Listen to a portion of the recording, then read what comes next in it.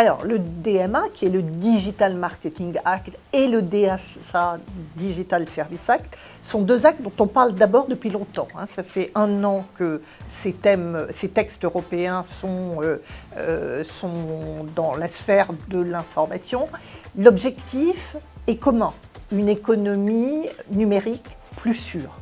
Donc, on est dans ces objectifs. Ensuite, ce sont des textes qui ont vocation à entrer en vigueur, l'un en 2023, l'autre en 2024, avec une précision importante, c'est que certaines dispositions du DSA sont en train d'entrer en vigueur.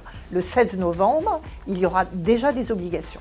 Alors, le DSA est un texte qui vise pour l'essentiel ce qu'on a les moteurs de recherche, les messageries en ligne, les services informatiques dans les nuages, enfin c'est ce type d'acteurs et évidemment les GAFAM, les grands acteurs numériques.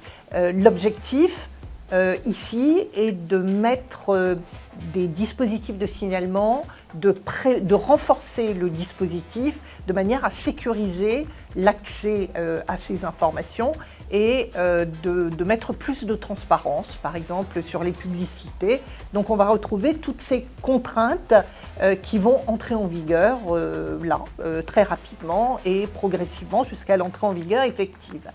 Pour le DMA, on vise ce qu'on appelle les contrôleurs d'accès à l'Internet.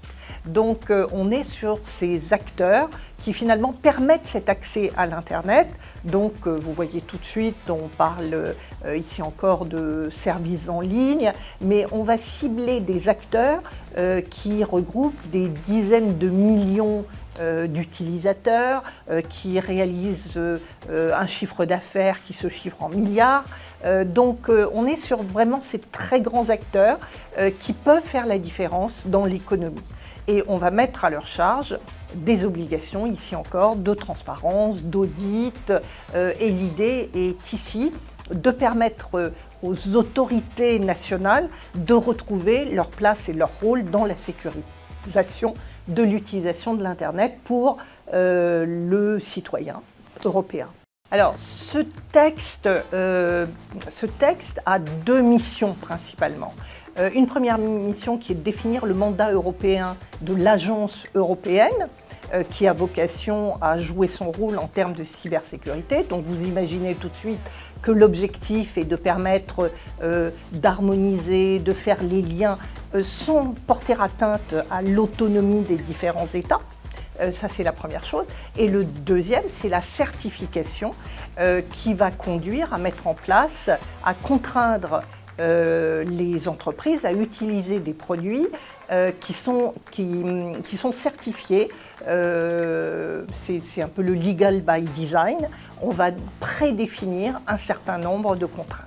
Donc ici encore, on est, vous le voyez, dans toute une série de textes européens qui ont vocation à rendre, encore une fois, l'économie numérique plus sûre.